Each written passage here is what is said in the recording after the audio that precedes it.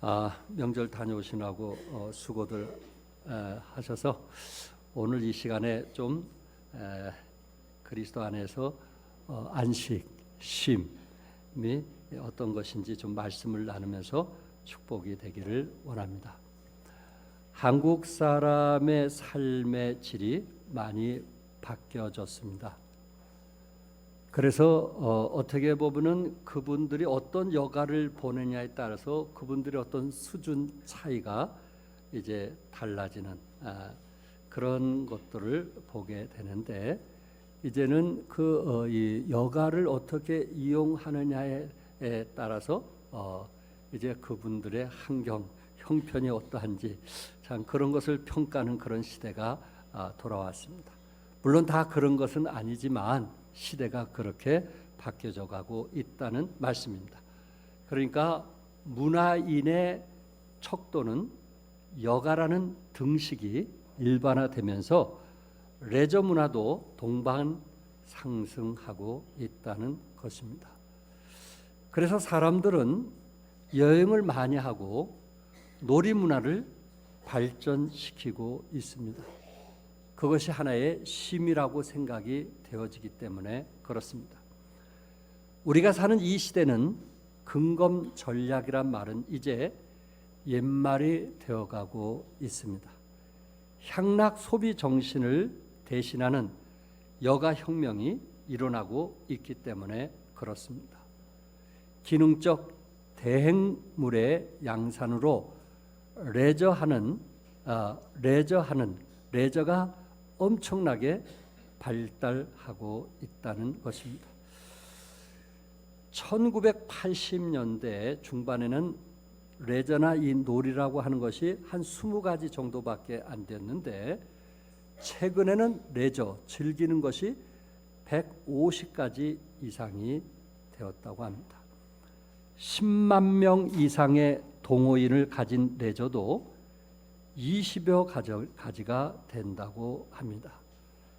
그러니까 쉼이 삶의 질이며 문화인의 척도이며 또 인격인 시대에 우리가 살고 있습니다. 이렇게 많은 여가를 즐길 수 있음에도 불구하고 참 사람들이 참된 쉼을 얻지 못하는, 참된 안식을 얻지 못하는 것을 보게 됩니다. 성경에서는 진정한 휴식법을 말을 해주고 있습니다. 그래서 오늘 이 시간에 여러분과 같이 말씀을 나누면서 함께 진정한 쉼은 어디에서 오는가, 진정한 안식은 어디에서 말씀해주고 있는가. 첫째, 쉼을 누리지 못하는 이유에 대해서 몇 가지 말씀을 드리기 원합니다. 건강한 사람은 잘 쉬는 법을 안다고 합니다. 또한 모든 사람에게 참된 쉼의 필요성을 느끼고 있기 때문에 이 쉼을 그때마다 자신이 잘 쉬는 것을 이제 잘 선택하는 사람이 지혜로운 사람이 아닌가. 얼마 전에 신문에서 김포공항에 가다 보면 농사를 짓는데 그곳에서는 벼 이삭이 제대로 여물지를 못한다고 합니다. 그 이유는 밤새도록 비치는 가로등 때문이며 자동차의 소음 때문에 곡식들이 잠을 이루지 못해서 알곡을 다른 데 비하여 훨씬 작다고 했습니다. 벼도 여물기 위해서는 뭐가 필요해요?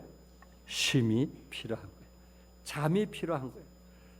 그래서 어떤 심리학자는 사람이 잘 쉬지 못하는, 마음이 평안을 누리지 못하는 4가지에 대해서 말씀을 하고 있는데, 그것이 첫째, 탐욕이라는 것입니다. 탐욕. 사람이 욕심이 많으면 뭐 하질 못해요? 쉬지를 못하는 것입니다. 스스로 만족을 모르는 소유의 욕구가 바로 탐욕인데, 물론 우리가 원한다고 해서 다 소유하는 것은 아니지만 사람들은 끊임없이 이 소유에 대한 욕심 때문에 하루도 마음을 편안하게 살지 못하는 경우들이 있더라 하는 말씀입니다. 사람의 욕망은 한이 없습니다. SBS의 그것이 알고 싶다에서 700회 특집을 하면서 에드 디너라고 하는 교수가 발표한 것인데 미국의 400위 안에 드는 부자들 400위 그러니까 한 미국의 가장 부자들 400명을 택해서 여론조사를 해봤는데 부자들의 만족도에 대해서 조사를 해보니까 아프리카 케냐의 원주민과 비슷하다는 것입니다.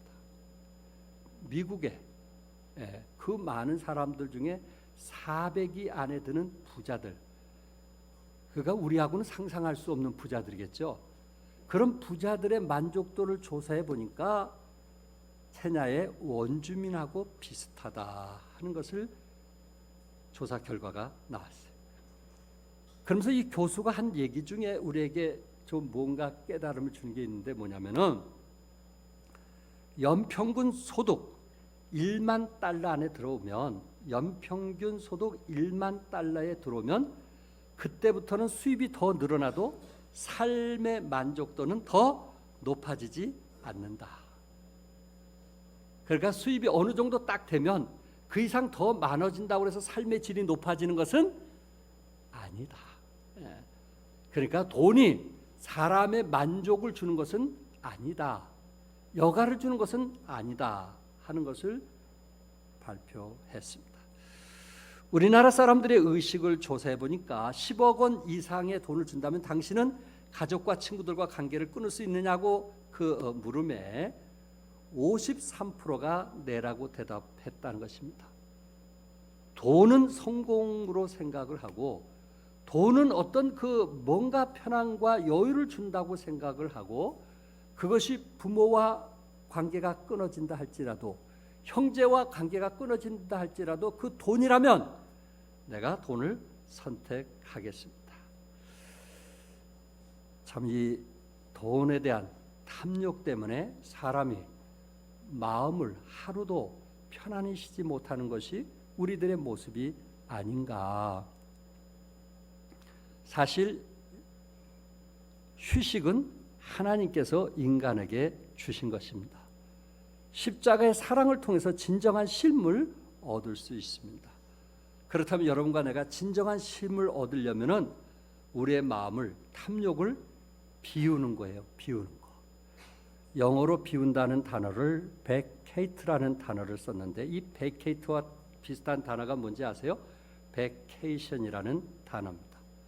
베케이트라고 하는 것은 우리의 탐욕을 비울 때, 내려놓을 때 우리 안에 진정한 쉼, 휴가가 이루어진다는 말씀입니다.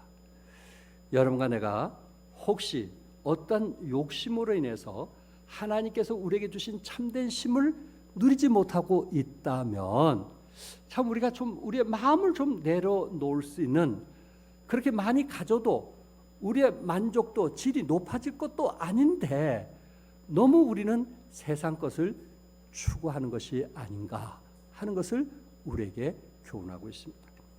두 번째는 시기와 질투 때문에 쉼을 누리지 못한다는 것입니다. 시기와 질투는 늘 남과 나를 비교하는 데서 오는 것입니다. 내가 특별히 못나지도 않은데 나보다 잘생긴 사람을 보면 내가 이상하게 좀 못난 사람처럼 보일 때가 있습니다. 내가 이 정도 벌었으면 살만한데 나하고 가까운 사람이 그 이상 배로 벌면 왠지 배가 아픈 경우들이 있습니다. 우리 스스로 만족하고 행복하게 살아갈 수 있는데 이게 누구와 비교하느냐에 따라서 우리는 시기도 하고 질투도 하고 또한 부부의 관계가 건강하지 못할 수도 있다라는 말씀입니다. 언젠가 말씀드렸던 것처럼 이 비교의식을 통해서 우월감 또한 열등감이 온다는 말을 했습니다.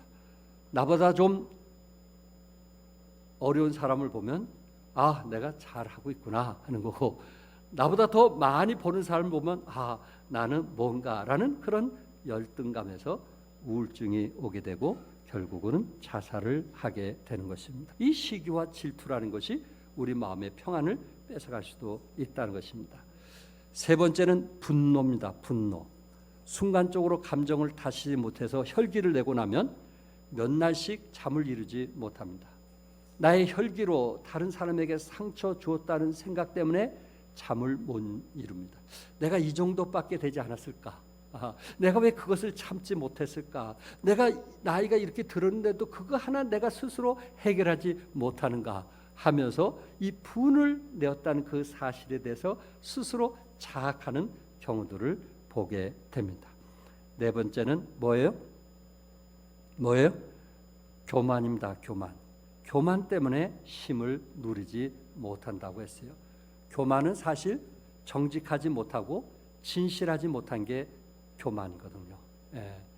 남을 잘 속이는 거, 또한 자기 자신을 또한 속이는 거, 그게 또한 교만이거든요. 그래서 여러분과 내가 교만하면 우리의 마음에 뭐가 없어요? 쉼이 없어요. 결국 쉼을 얻지 못하는 것은 옛 성품인 죄성이 살아나기 때문에 그렇습니다. 옛 성품, 지금까지 말씀드렸던 이 탐욕이나 시기, 질투나 분노나 교만, 그것은 사실 옛 성품이거든요. 하나님이 우리에게 주신 새 마음이 아니라는 말씀입니다.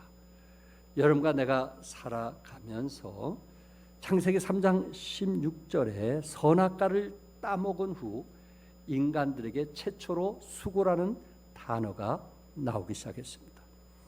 여자에게는 네가 수고하고 자식을 낳을 것이며 라고 했고, 남자에게는 너는 네 평생에 수고하여야 그 소산을 먹으리라고 했습니다. 어떻게 보면은 에덴 동산에서 하나님의 말씀을 불순종한 그 순간에 안식을 잃게 되었고, 안식을 잃게 된 것은 즐거움과 행복한 삶을 잃게 되었다는 말씀입니다. 결국 이 안식, 쉼은 누가 주는 것인가? 두 번째 그 28절에 수고하고 무거운 짐진 자들아 다 내게로 오라. 내가 너희를 뭐하게 하리라고요? 쉬게 하리라. 여러분과 나는 어떤 방법을 통해서도 진정한 쉼을 얻을 수가 없습니다. 어떤 이상을 벌면 우리의 질이 더욱 높아질 수 있는 것은 아니라는 것입니다. 그러니까 하나님은 공평하신 분이시죠. 돈을 좀 많이 가지면 뭔가 마음이 편안하고 쉼을 얻는다면 얼마나 좋겠어요. 그럼 돈 있는 사람만 마음 평안하지 않겠어요? 우리처럼 힘들고 하루하루 어렵게 사는 사람들은 하루도 마음 편안 없이 살 수 있지 않겠는가? 그러나 인간 스스로는 진정한 쉼을 얻을 수가 없다는 것입니다. 참된 쉼은 누가 주는 거예요? 예수님이 주시는 거예요. 예수님이 이 땅에 오실 때 그는 실로 우리의 질고를 지고 우리의 슬픔을 당하였도다. 우리의 질고를 지신 분이 예수님이시거든요. 우리의 수고의 짐을 지신 분이 예수님이시거든요. 우리의 허물과 죄를 담당하신 분이 예수님이시거든요. 그래서 예수님은 수고한 자들에게 다 내게로 뭐하라 했어요? 오라, 이렇게 말씀했어요. 수고하고 무거운 짐진 자들아. 이 수고와 무거운 짐진 자, 이 수고라는 단어는 현재 분사 능동형이고 무거운 짐진 자라는 것은 현재 분사 수동형입니다. 그러니까 수고라고 하는 것은 자기 스스로 내가 이렇게 이런 일을 하지 않으면 우리 가정이 행복할 수 없어. 그러니까 내가 이 짐을 짊어져야 돼 하면서 자기 스스로 짐을 지는 사람, 능동적으로 자기 스스로 짐을 지는 사람을 말하고 있고, 무거운 짐진 자는 자기가 짊어지는 것이 아니고 어떤 환경이나 어떤 그 주위에서 자기에게 짐을 지도록 만드는, 앉으면 안 되는 그런 모습, 우리 현대인들이 지금 살아가는 모습들입니다. 그래서 스스로 짐 때문에 힘이 들 때도 있고, 때로 주위에서 나에게 원하는 짐 때문에 내가 지치고 힘들어서 쓰러질 때가 있더라는 말씀입니다. 많은 일로 지쳐 있고 또 일 중독 때문에 우리 스스로 짐에 눌려 있는 그런 사람들에게 우리 주님께서 뭐라고 말씀했어요? 다 내게로 오라. 내가 너희를 뭐하게 하리라? 쉬게 하리라고 말씀을 했습니다. 오늘 본문에 예수님께서 수고하고 무거운 짐진 자들이라고 말씀했을 때 그때 그 배경은 뭐냐면은 율법주의자들에게 한 이야기입니다. 이 율법 때문에 짐이 된 사람, 멍에가 된 사람을 지금 말하고 있습니다. 율법은 십계명 외에 613가지의 법을 지켜야만 되는 것입니다. 어떤 종교 108가지의 법을 지켜야만 극락세계에 갈 수 있는 것처럼 그 당시에 이 유대인들도 613가지의 법을 지켜야만 되었던 것입니다. 각종 규율과 전통들이 그들의 숨통을 죄이고 있었습니다. 그것을 지켜야 된다는 종교적인 의무감과 제대로 지키지 못한다는 죄책감이 있었고요. 거기에다가 법을 어기면 종교 지도자의 냉혹한 정죄와 징벌에 대한 두려움으로 마음은 늘 긴장하고 있었습니다. 그들은 이 법이라는 무거운 짐 때문에 마음이 하루도 편할 날이 없었던 것입니다. 예수님은 그들에게 내게로 오라, 내가 너희를 쉬게 하리라, 이렇게 말씀하셨습니다. 우리가 때로 전도하다 보면 제가 술을 끊거든, 제가 담배를 끊거든 교회 나가겠습니다. 제가 너무 죄가 많아서 저는 교회 나갈 수 없습니다. 저는 제가 그 지은 죄가 많기 때문에 저는 마땅히 벌을 받아야만 됩니다 하면서 미루는 사람들을 보게 됩니다. 이렇게 어떤 법에, 또한 율법에, 도덕에 죄를 짓고 힘들어하는 사람에게 주님께서는 내게 오라, 내가 너희를 쉬게 하리라 라고 말씀했습니다.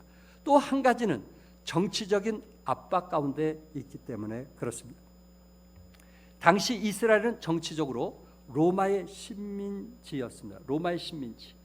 힘없고 보잘것없는 나라였어요. 국가적으로 미래가 없었고 치욕의 역사를 살고 있었어요. 군인들의 행포, 거듭되는 열심당원의 반란, 또 이에 대한 로마 군대 진압으로 사람들이 사회적으로 몹시 불안했습니다. 거기다가 가중한 세금과 경제적인 침체로 매일의 끼니를 걱정해야 할 정도로 사람들은 몹시 가난했고 그것이 저들 마음의 짐이 되었던 것입니다. 과다한 외부적 자극과 압력으로 무거운 짐이 되어 그 마음 가운데 평화가 없는 저들에게 주님께서 너희들은 내게 오라, 내가 너희를 뭐하게 하리라? 쉬게 하리라, 그렇게 말씀을 했습니다. 사랑하는 성도 여러분, 혹시 정치나 경제 문제로 힘드신 분 계십니까?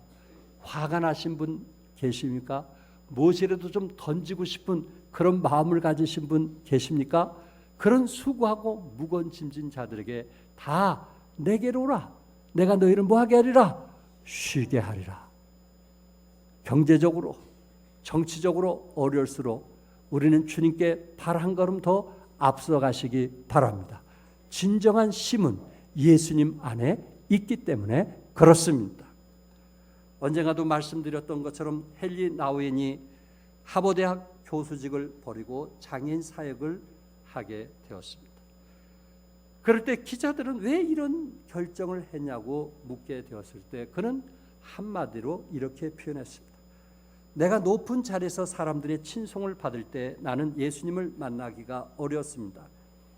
그러나 내가 장애인들 속에 들어갈 때 나는 그곳에서 예수님을 만났습니다. 나는 예수님이 계신 곳으로 가는 것입니다. 나는 누가 있는 곳으로? 예수님이 계시는 곳으로 가는 것입니다.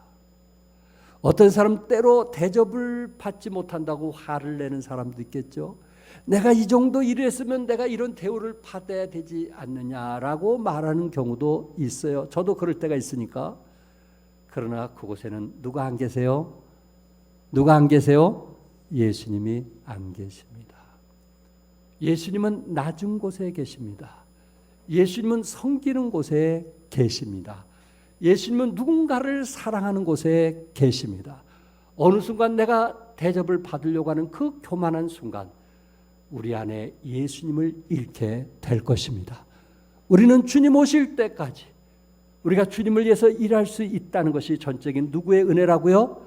하나님의 은혜인 것을 고백할 수 있기를 바랍니다.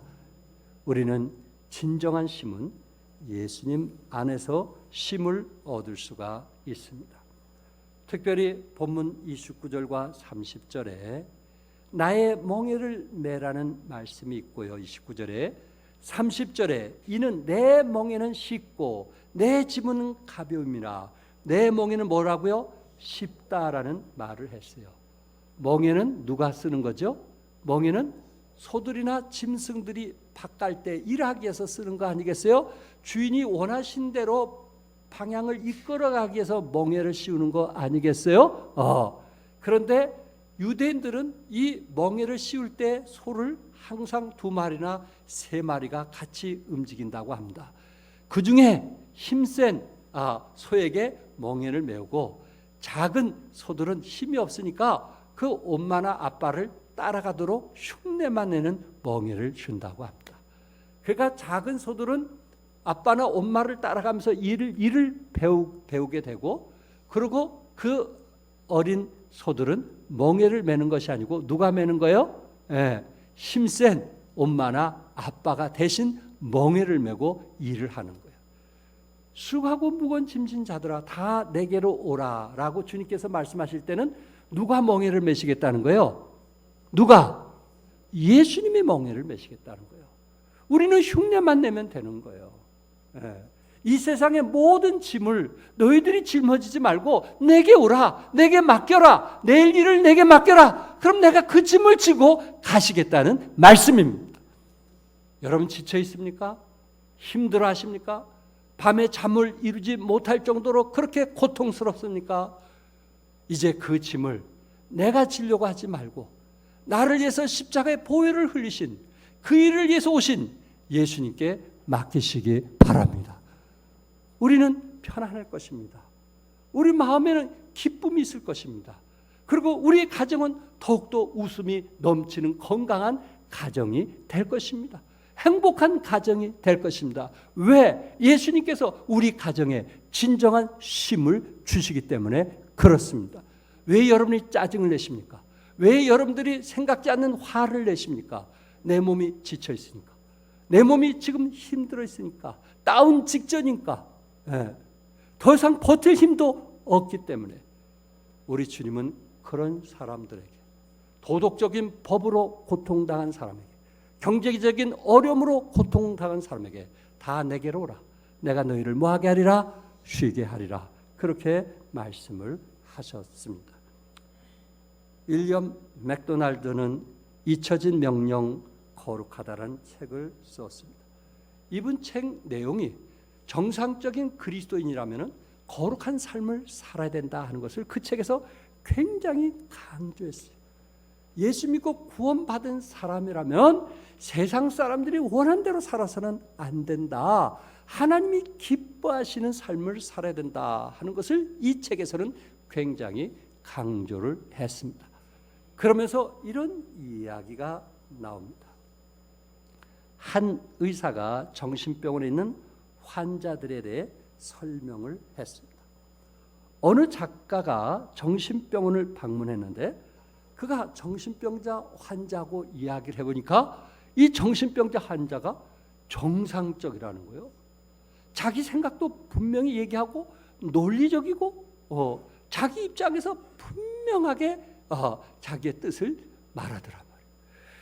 그래서 이 작가가 아니 세상에 이렇게 멀쩡한 사람이 정신병원에 들어왔을까 해서 그 정신병원 의사를 만나서 내가 만난 사람들 중에는 자신의 판단력도 있고 자신의 의사가 분명한 사람들을 만나게 되는데 왜 이 사람들을 정신병원에 데려왔어? 이 사람들은 이제 나가게 해줘야 되지 않겠느냐 하고 이야기를 했습니다. 다시 말해서 정신병원에 온 사람 치고 허튼 소리 하는 그런 사람이 많지 않다는 이야기입니다. 그랬더니 의사가 이렇게 이야기를 합니다. 그들이 분별력을 가지고 이야기하는 것은 사실입니다. 그런데 그들이 말하는 것을 자세히 들어보면 모두 다 자기에 대한 이야기를 하지 다른 사람에 대한 이야기는 절대로 안 합니다. 정신병자의 특징은 누구에 대한 얘기? 자기에 대한 얘기를 할지 알지 남에 대한 얘기를 할 줄을 모릅니다. 그래서 정신병자입니다. 이 책을 쓴 맥도날드는 그 정신병자가 어떠한 사람이 정신병자인 줄 알고 난 후에 우리 그리스도인 가운데도 정신병자로 닮아가는 사람이 있지 않느냐 하는 얘기예요. 요지는 남의 얘기는 들으려고 하지 않냐고, 남의 입장은 생각지 않느냐 하고 항상 자기만 옳고 자기 생각이 맞다는 거예요. 이게 정신병자의 모습이 아닌가? 정말 성경은 뭐라고 말씀했는가? 하나님이 기뻐하시는 것은 무엇인가? 이런 쪽으로 항상 생각을 바꿔서 성령님이 인도하신 쪽으로 살면 마음이 편안하고 쉼이 있는데, 항상 자기 주장, 자기 생각, 자기 고집, 자기 뜻대로 살아간다면 정신병자와 다를 바가 뭐가 있겠느냐 하고 이 책자에서 우리에게 얘기해 주는 어떤 시사하는 바가 있는 것입니다. 사랑하는 성도 여러분, 우리는 그리스도 안에서 때로 지치고 힘들 때 우리의 얘기를 하지 말고 주님이 원하시는 것이 무엇인가 한번 좀 주님이 기뻐하시는 쪽으로 선택해 볼 수 있는, 그리고 여러분과 내가 하던 일을 좀 잠깐 멈춰서 정말 하나님이 기뻐하시는 일이 뭔가, 내가 이렇게 꼭 살아도 되겠는가, 이렇게 살다가 어느 날 지쳐서 완전히 내 자신이 다운되는, 더 이상 일어설 수 없는 그런 사람이 될 바에는 건강한 가정을 해서 한번 생각해 볼 수 있는, 영적으로 좀 더 풍성해지는, 하나님 은혜 안에서 좀 더 풍성해져서 진정한 쉼과 만족 속에서 살아가는 그리스도인이 된다면 얼마나 좋을까 하는 말씀입니다. 세 번째, 마음의 쉼을 주시는 예수님에 대해서 29절에 말씀을 했는데, 너희 마음이 쉼을 얻으리라. 예수님의 멍에는 어려운 고통이 아니라 쉽다고 하셨습니다. 예수님 당시 유대인들에게 율법이라는 멍에가 있었습니다. 율법은 그들을 자유롭게 하고 쉬게 하기는커녕 오히려 멍에가 되어 그들을 괴롭게 했습니다. 그러나 주님은 사람을 얽매는 멍에가 아니고 자유하게 주는, 우리에게 자유를 주는 쉽고 가벼운 멍에를 우리에게 주신다고 말씀을 했습니다. 성도 여러분, 어떤 분은 세 자녀를 낳았어도, 옛날 어르신들은 10자녀를 낳았어도 부모들이 자식 때문에 힘들다, 그런 말을 듣기가 힘들 겁니다. 그리고 어느 자식이 없었으면 좋겠다, 그런 부모, 그런 얘기 아마 듣기가 어려웠을 것입니다. 아무리 자식이 많을지라도 그 자식을 키운 데는 어려움이 있었지만은 그 자식들을 사랑하기 때문에 즐거움으로 짐을 짊어지게 되었다는 것입니다. 남의 자식을 키울 때는 이것이 나에게 무거운 짐이 될 수 있지만, 내가 낳은 자식, 내가 사랑해서 키우는 자식은 짐이 아니고 이것이 나에게 쉼이 되고 기쁨이 되고 즐거움이 될 수 있다는 것입니다. 때로 학비를 마련하느라고 힘들 수는 있지만, 아이들을 교육하느라고 고생은 할 수 있지만은 그들이 성장하고 자라는 그 모습들을 볼 때 한편 내 안에 진정한 기쁨과 즐거움이 있게 되고, 어느 날 자식들이 부모들이 생각지 않은 얘기를 했을 때 그 얘기를 이웃에게 주고 받으면서 우리는 행복할 때가 있더라는 거예요. 같은 법이라도 사랑의 법이 되면 그 법은 가벼운 법이 되게 되는 거고, 그것이 사랑이 아닌 오히려 의무가 되면 무거운 짐이 되는 것입니다. 여러분과 나는 어떤 짐을 지고 있습니까? 이것이 사랑의 짐입니까? 그렇지 않으면 의무감의 짐입니까? 여러분의 직장 생활은 누구를 기쁘게 하는 겁니까? 사람을 기쁘게 하는 것입니까? 하늘에 계신 하나님을 기쁘시게 하기 위하여 하는 것입니까? 대상자가 누구냐에 따라서 똑같은 일을 해도 그것이 나에게 즐거움이 되고 기쁨이 될 수도 있고, 그것이 나에게 부담이 될 수도 있다라는 말씀입니다. 여러분, 지금까지 어떤 마음으로 일하고 헌신했어요? 의무감 때문에 했어요? 그것은 짐이 돼요. 그건 하루라도 빨리 벗으려고 할 거고, 그분은 입만 열면 원망하고 불평할 것입니다. 그러나 정말 주님의 그 십자가의 사랑 때문에, 그 일을 짊어지고 있고 그 일을 감당하고 있다면 오히려 그 시간이 행복이 되고 기쁨이 되고 가벼운 짐이 될 것을 저는 믿습니다. 이왕 우리가 이 땅에 살아가는 동안 여러분의 집이 사랑을 통해서 가벼운 짐이 될 수 있기를 바랍니다. 예수님은 내가 너희를 뭐하게 하리라 그랬어요? 쉬게 하리라, 그렇게 말씀을 했습니다. 그러면서 답변하기를 내게 배우라. 나의 겸손과 온유를 내게 배우라. 그러면 너희 마음이 쉼을 얻으리니. 쉼을 얻으리니. 28절에 내가 너희를 쉬게 하리라 라고 주님께서 약속하셨어요. 그런데 우리 주님께서 약속의 말씀을 이뤘는데 뭐냐면 너희 마음이 쉼을 뭐하리라? 얻으리라, 이렇게 말씀했단 말이에요. 얻으리라. 얻으리라. 이 얻으리라는 단어의 의미를 찾아보면은 찾다, 발견하다라는 뜻입니다. 그러니까 하나님께서 우리에게 주신 참된 쉼이라고 하는 것은 그것은 만들어지는 것이 아니고 이미 예수님의 십자가를 통해서 이루어진 것을 찾는 것이고 발견하는 것이에요. 예수님 안에서 찾는 것이고 발견하는 것이에요. 이미 예수님 우리에게 쉼을 주었어요, 안 줬어요? 이미 그 쉼을 우리에게 주었어요. 누리도록 주었어요. 예수 믿고 구원받은 사람이 발견하는 사람이고 신앙 안에서 영적으로 성숙되어진 사람이 정말 주님 안에 거하게 됐을 때 진정한 쉼을 얻게 된다는 말씀이에요. 저는 학생 시절이나 청년 시절에 교회 가면 행복했어요. 교회가 기다려졌어요. 교회를 가고 싶은 거예요. 예배를 드리고 싶은 거예요. 찬송하고 싶은 거예요. 여러분에게도 그런 마음 있지 않았나요? 그 첫사랑, 예수님을 알게 됐을 때 그 첫사랑, 내가 해야 될 일도 알고 있으면서도 늘 교회와 이게 연관되는 그런 삶을 살지 않았냐 말이에요. 예. 이게 우리 신앙생활 아니에요? 이게 참된 쉼이 아닌 거예요? 내가 직장에서 일을 하고 밤늦게까지 일을 하고 또 교회 일을 하는 것은 어떻게 보면 또 하나의 짐을 지는 것처럼 생각이 되어지는데 교회 와서 신앙생활하면 모든 짐이 쉼이 되고 편안하고 행복한 거예요. 즐거운 거예요. 혹시 그런 걸 느껴본 적 없나요? 그런데 지금은 어떻습니까? 교회 일을 하는 게 짐이 되나요? 교회 수고하는 것이 부담이 되나요? 전에는 그렇지 않은데 지금 그것이 짐과 부담으로 따라오고 있나요? 그렇다면 우리는 주님의 십자가를 배나 더 사랑해야 되지 않을까? 주님의 은혜를 더 배나 생각하게 됐을 때 우리는 같은 일 속에서도 그것이 즐거움이 되고 사랑해서 하는 일이기 되기 때문에 기쁨이 되고 행복한 일이 되지 않겠느냐는 것입니다. 21세기의 가장 유망한 사업은 관광이라고 제가 서두에 말씀을 드렸어요. 관광과 레저는 지금 21세기의 대세입니다. 전 세계 인구 가운데 10억 명이 관광 산업에 종사하고 있습니다. 그래서 관광을 굴뚝에 연기나지 않는 산업이라 이렇게 표현을 했어요. 관광이 발달함으로 자연히 이동성도 발달하여 사람들이 가만히 있지 못하고 약간의 시간만 있으면 어디론가 가야 합니다.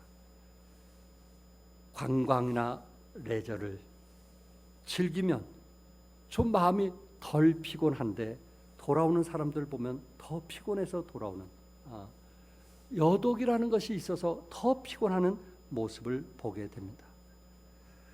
결코 그것은 쉬는 것이 아닙니다. 우리는 육체적인 쉼보다 영혼이 쉬어야 진정한 육체적인 쉼이 있다는 것을 성경은 우리에게 말씀을 하고 있습니다. 육체의 쉼만 가지고 결코 만족하려고 하는 것은 어리석은 일이라는 것입니다. 우리는 주님께 나올 때 우리는 육과 영의 쉼이 있게 되고 주님께 나왔을 때 우리는 비로소 새 힘을 얻게 된다는 말씀입니다. 우리의 심장은요, 우리가 사는 동안 우리를 위하여 무려 3억 번 이상이나 뛴다고 합니다. 3억 번이나 한순간의 쉼도 없이 뛰고 지금도 뛰고 있습니다. 심장의 덕분에 우리는 어떻게 보면 편안히 쉴 수가 있습니다. 심장이 뛰지 않으면 어느 누구도 편안하게 쉴 수가 없고 어느 누구도 잠을 편안하게 잘 수도 없습니다. 심장의 덕이라는 거 아세요? 예. 내가 지금 이렇게 편안하게 쉴 수 있는 것도 심장이 내 생에 3억 번 이상 쉬지 않고 뛰기 때문에 내가 편안한 거 아니겠어요? 그 심장을 주신 하나님께 감사할 수 있기를 바랍니다. 이처럼 주님께서 십자가를 통해 쉼도 없이 멍에를 메시고 십자가를 지시고 수고하셨기에 우리는 영적으로 육적으로 진정한 평안과 쉼을 얻을 수가 있습니다. 십자가의 평안이 있고 십자가의 쉼이 있습니다. 예수님께는 평안이 있고 예수께는 쉼이 있기 때문에 수고하고 무거운 짐진 자들아 너희들은 다 내게 오라 내가 너희를 쉬게 하리라. 내게 배우라 그러면 너희 마음이 쉼을 얻으리라. 쉼을 얻으리라.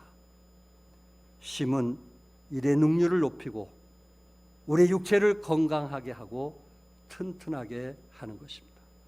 하나님께서 만드신 자연 법칙이며 창조의 원리입니다.